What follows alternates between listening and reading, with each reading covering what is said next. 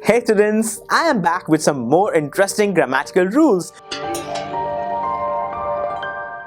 तो चलिए शुरुआत करते हैं सबसे पहले रूल के साथ, जो कि हमें कहता है कि जब भी हम किसी चीज की पोजेशन के बारे में बात करते हैं या फिर स्टेट के बारे में बात करते हैं तो वहां पर हम कभी भी वर्ब की फर्स्ट फॉर्म के साथ आईएनजी का इस्तेमाल नहीं करते, या फिर मैं कहूं कि वर्ब की फॉर्म के साथ आईएनजी का यूज नहीं करते। जैसे कि अगर मुझे कहना हो कि मेरे पास एक कार है तो मैं क्या लिखूंगा? I am having a car. यहां पर हैव के साथ आईएनजी का यूज किया गया है, लेकिन हम कहना चाहते हैं that I poses that car, ये कार मेरे पास है, इसलिए हम यहां पर वर्ब की फॉर्म के साथ आईएनजी का इस्तेमाल नहीं कर सकते और जो करेक्ट सेंटेंस है वो बनेगा that I have a car. Right students, इसके बाद जो सेकंड रूल आ रहा है वो कहता है कि आप कभी भी बिकॉज के साथ सो या फिर देयरफॉर एक ही सेंटेंस में इस्तेमाल नहीं कर सकते।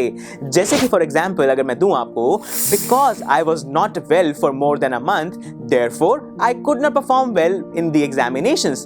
तो यहां पर देखिए बिकॉज से हमने अपना रीजन पहले से ही देना शुरू कर दिया है, लेकिन जो देयरफॉर है वो भी हमें रीजन ही देता है, इसीलिए दोनों ही वर्ड्स क्योंकि हमें रीजन दे रहे हैं इसीलिए हम बिकॉज के साथ देयरफॉर का इस्तेमाल नहीं करेंगे और जो हमारा करेक्ट सेंटेंस है वो बन जाएगा because I was not well for more than a month, I could not perform well in the examinations। Directly ऐसा हो जाएगा, therefore यहां से हट जाएगा।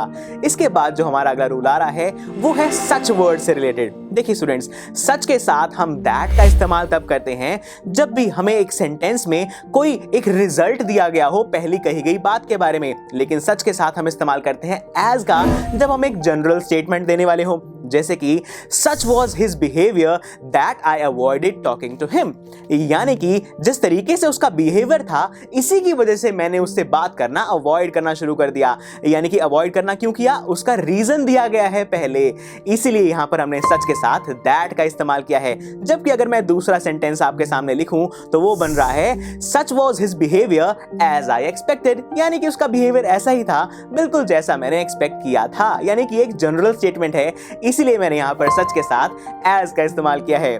सो स्टूडेंट्स, आज की वीडियो के लिए तो इतना ही, but stay tuned for more rules. Students, I am sure आपको ये वीडियो बहुत पसंद आया होगा। तो इसी तरह से इंटरेस्टिंग तरीके से अगर आप सारे कॉन्सेप्ट्स, थ्योरीज, डिफरेंट चैप्टर समझना चाहते हैं तो डाउनलोड करिए PUSTAC ऐप, क्योंकि इस ऐप पर आपको बहुत कुछ मिलेगा। सैम्पल पेपर्स हो, टिप वीडियोस हो, different lectures, back exercise solutions, बहुत कुछ। So what are you waiting for? Download PUSTAC app.